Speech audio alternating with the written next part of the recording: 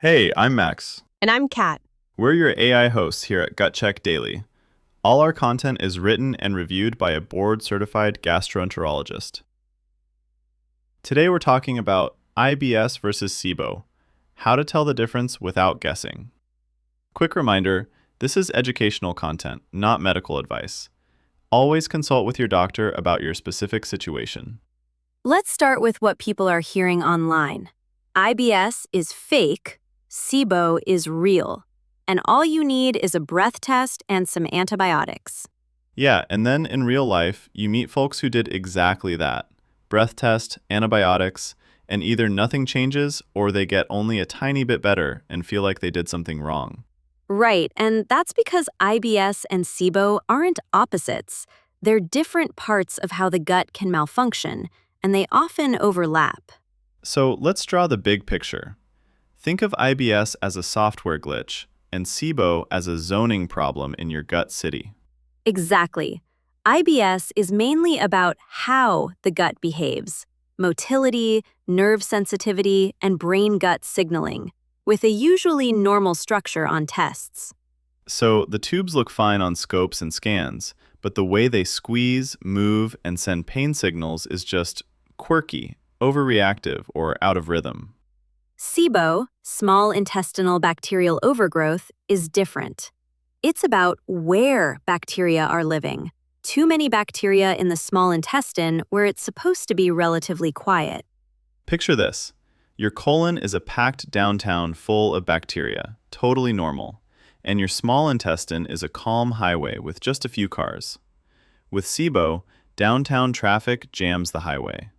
And that matters because when bacteria show up early, they ferment carbs too soon, producing gas in a narrow space that isn't designed to stretch much. So even what would be a normal gas amount in the colon can feel like a knife in the small intestine. Sharp, high-up bloating or pain soon after a meal. But here's the key twist. IBS patterns can set the stage for SIBO, especially if motility is slow and bacteria get more time to hang around and overgrow. And on the flip side, if your gut moves too fast from IBS, that can help flush bacteria out and make SIBO less likely, even if you still feel miserable for other reasons. So in real life, a lot of people have IBS as the baseline wiring problem, and then some degree of SIBO layered on top that amplifies the gas and bloating. Let's talk about how this actually feels day to day, because nobody walks into a clinic saying, "My motility is disordered." They just know they're gassy and miserable. On paper, textbooks draw a clean line, but in clinic, we see way more blending than neat categories. People with more classic IBS usually describe a long-standing pattern, months to years, of either being mostly constipated, mostly diarrhea-prone, or ping-ponging between the two. Yes, and that pattern tends to be pretty stable over time, with stress, hormones, sleep, and big meals turning the volume up or down, but not changing the underlying type. If that's you, you might say, "I've always had a slow gut," or "When I'm stressed, I practically live in the bathroom." And that feels like your normal baseline wiring. In contrast, SIBO often feels like something that landed on top of that baseline, like your old IBS, plus a new layer of early, intense gas and distension. People describe, "I'm fine-ish when I wake up, but by mid-afternoon, I look 6 months pregnant." Or, "I get burpy and tight 30 to 60 minutes after even small meals." That timing is crucial.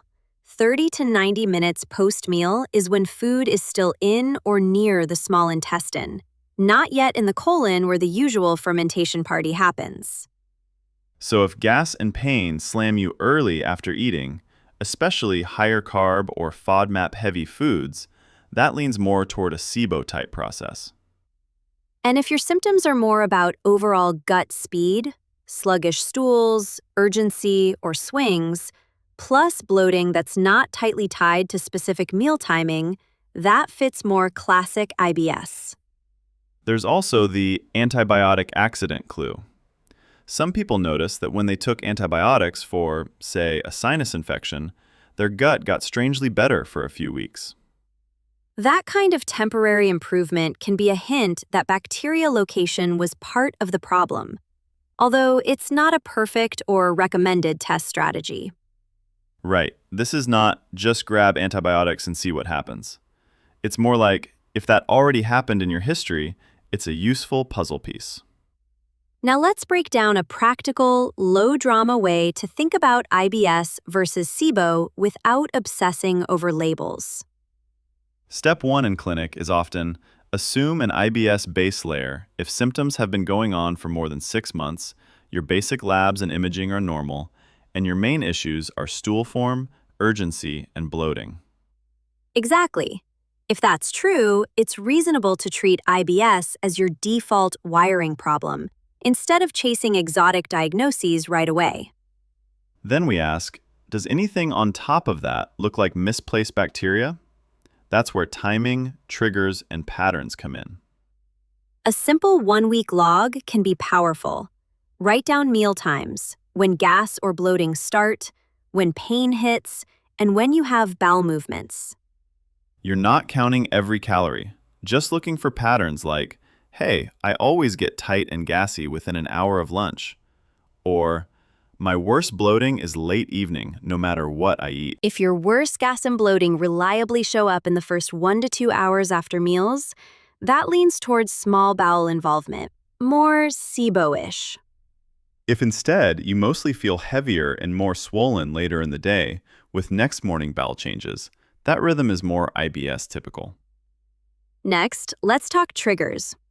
Carbohydrate-heavy meals, especially with onions, garlic, wheat, and beans, are classic fermentable foods that bacteria love.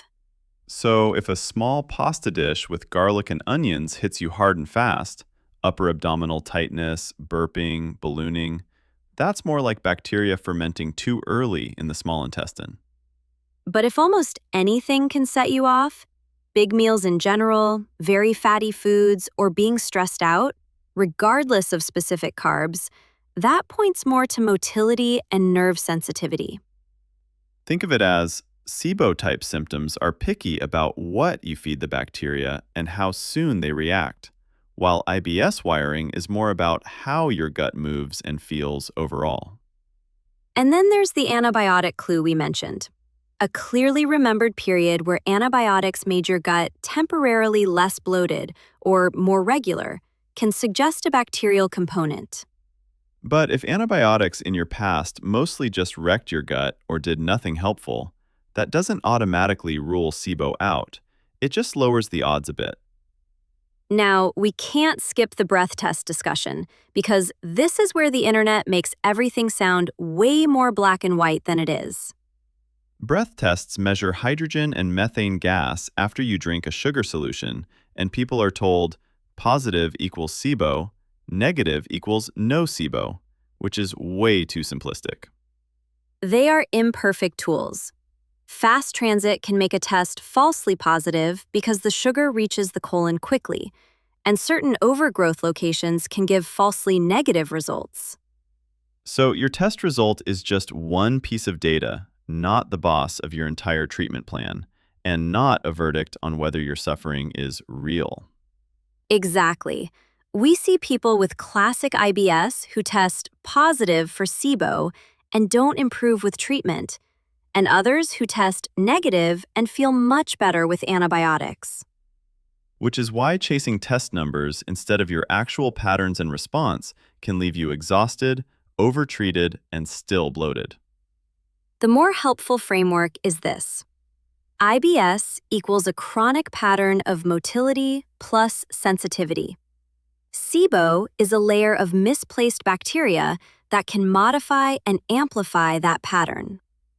So instead of asking, do I have IBS or SIBO? A better question is, how much of what I'm feeling is wiring, how much is bacteria, and how much is what I'm feeding those bacteria? That shift matters because it changes how you and your clinician sequence treatment, instead of just throwing everything at you at once. A common sense sequence looks like, first, calm the system, get bowel movements more regular, dial in big, obvious triggers, and support sleep and stress, because those drive IBS wiring. Then, after that foundation, you can decide with your clinician whether it's worth pursuing SIBO-style testing and treatment if you still have that strong early meal, gas-heavy pattern. This is the opposite of the internet plan that says, start with a breath test and expensive antibiotics, then maybe do basics later if you're still symptomatic. And it also explains why low FODMAP helps some people, but not completely, because it may reduce fermentation without fixing the underlying motility or sensitivity issues. Yeah, you can cut onions and garlic and still be stuck with constipation, urgency, or pain if your gut's software is still glitching out. Similarly, a course of rifaximin or other antibiotics might improve a SIBO-ish layer short-term, but if IBS wiring is untouched, symptoms often creep back. That rebound does not mean you failed treatment or that your gut is hopeless. It usually means the model was too simple and only one layer got addressed. So when you think about your own symptoms, start by mapping long-term pattern and stool habits, then meal timing of bloating, then specific food versus stress triggers, then any antibiotic history. Even just a week of paying attention with that lens can give your doctor way more useful information than, I saw a reel saying I have SIBO. And it positions you as a partner in care because you're bringing data about your gut's behavior instead of just chasing labels or protocols. The bigger message here, IBS and SIBO aren't rivals fighting over your chart. IBS is the behavior, SIBO is one possible complication that can ride along. You don't have to guess blindly or jump on every new SIBO protocol you see online. You can use timing and patterns to guide smarter next steps with your clinician. And remember, feeling real symptoms even when your tests are normal does not make it all in your head. IBS wiring and SIBO layers are both very real physiologic processes.